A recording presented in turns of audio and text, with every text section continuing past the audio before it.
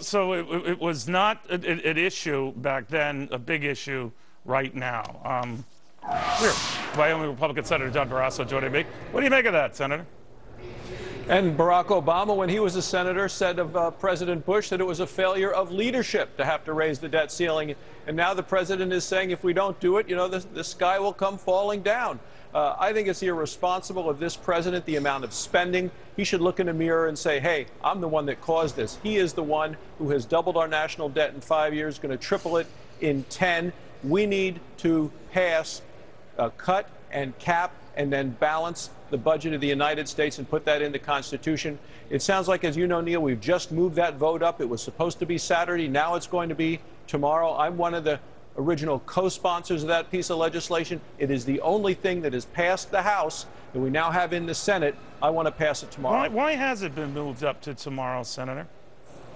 Well, I'm not sure why Harry Reid has decided to do that. It was originally for Saturday. I don't know if he has some members who have plans for Saturday and they don't want to be working and doing the people's business, even though he is claiming we have to work and pass things because the time is running short. I'm ready to vote. I debated that on the floor yesterday, again today. American people know our problem is not that we're taxed too little, it's that we spend too much. And we're borrowing $4 billion a day, Neil, a lot of it from foreign countries, specifically China. It's over $2 million a minute. We can't continue this way. There is no way you can stay a strong and independent nation and a force in the world if you owe that kind of money to a foreign country who doesn't necessarily have our own best interest at heart. I'm wondering, though, there must be a strategy on Harry Reid's part, right? If you move the vote up, does that increase the likelihood that the Senate will reject it? It was popular in the House, not so in the Senate, so that this sort of dies on the vine, and now you're, I guess, back to square one.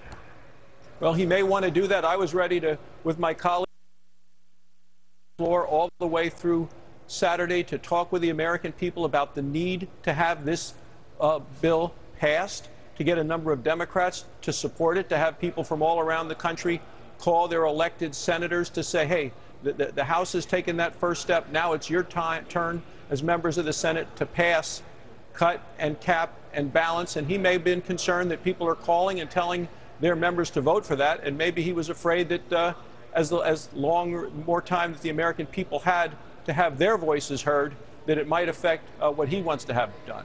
You know, Senator, I talked to your colleague, Senator Jim Tibet of South Carolina earlier, and I asked him to comment on the markets running up today. They're up better than 152 points, the Dow was.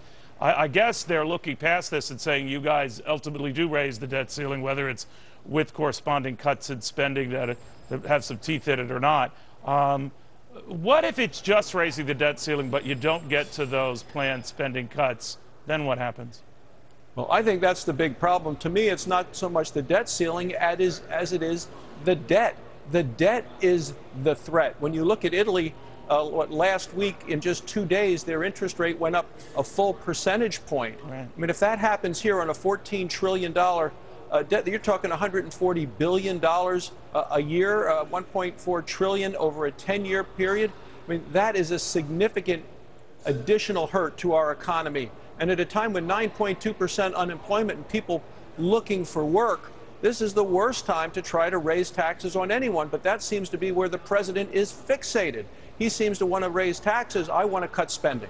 And you also want to, if so many are getting waivers on this Health Care Act, you want to open it up to all then. If we've given thousands of these out, you want everybody in the pool, right? Millions, actually, Neil. I went to the Senate floor today, introduced a piece of legislation called the WAVE Act, so all Americans could get the same waivers that so many union people have gotten. You know, if you have friends in high places, you can get out of the high, expensive mandates of the health care law.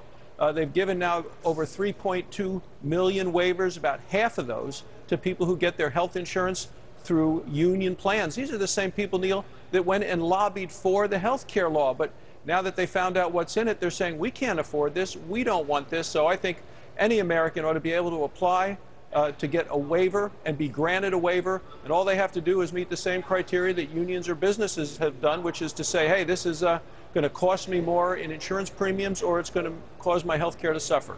Senator Barrasso, thank you very much. Thanks for having me.